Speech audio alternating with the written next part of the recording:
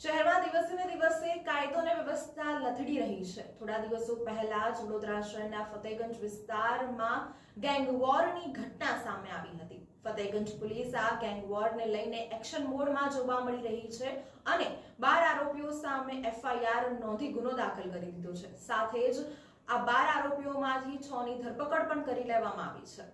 આ 3 આરોપીઓને હોસ્પિટલમાં સારવાર લઈ રહ્યા છે અને તેની સાથે ચુસ્ત પોલીસ બંદોબસ્ત પણ ગોઠવી દેવામાં આવ્યો છે। આ સમગ્ર ઘટનામાં જે આરોપીઓની ધરપકડ કરવામાં આવી છે તેમની પાસે જાહેરમાં કાન પકડાવીને માફી પણ મંગાવવામાં આવી હતી। વડોદરા શહેરના ફતેગંજ વિસ્તારમાં થયેલી ગેંગ વોર મામલે પોલીસે કુલ 12 આરોપીઓની સામે એફઆઈઆર નોંધી 6 આરોપીઓની ધરપકડ કરી છે। જે પૈકીના 3 આરોપીઓ હોસ્પિટલમાં સારવાર હેઠળ હોવાથી તેમના ફરતે પોલીસ ગાર્ડનો બંદોબસ્ત પણ ગોઠવી દેવામાં આવ્યો હોવાનું એસીપી ડીજે ચાવડાએ જણાવ્યું હતું।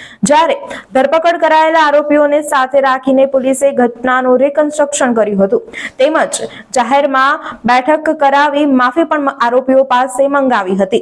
વડોદરા શહેરના ફતેગંજ વિસ્તારમાં મોડી રાત્રે થયેલી જૂથ અથડામણમાં ફતેગંજ પોલીસ એક્શન મોડમાં આવી હતી। આ અથડામણમાં સંડોવાયેલા આરોપીઓને ઝડપી પાડ્યા છે।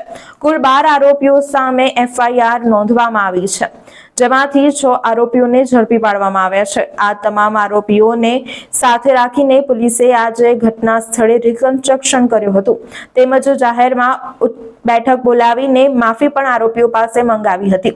ત્યારે આરોપીઓએ પણ પોલીસ સમક્ષ હાથ જોડી કાન પકડીને માફી માંગી હતી।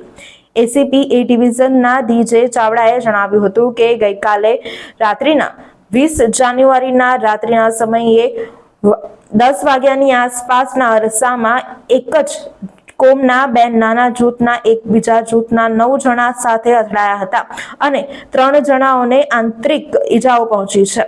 ઝઘડાના પરિણામ સ્વરૂપ ત્યાંના લોકો હેરાન પરેશાન થયા હતા। બંને ઝઘડાના કારણે સામાન્ય ઈજા થતા બંને પક્ષ એસએસજી હોસ્પિટલમાં દાખલ થયા હતા। પોલીસ તાત્કાલિક અસરથી સ્થળ પર પહોંચી હતી અને 3 આરોપીઓને દર્શાવેલા છે। કુલ 12 આરોપીઓ છે જેમાંથી 6 આરોપીઓની ધરપકડ પોલીસે કરી લીધી છે।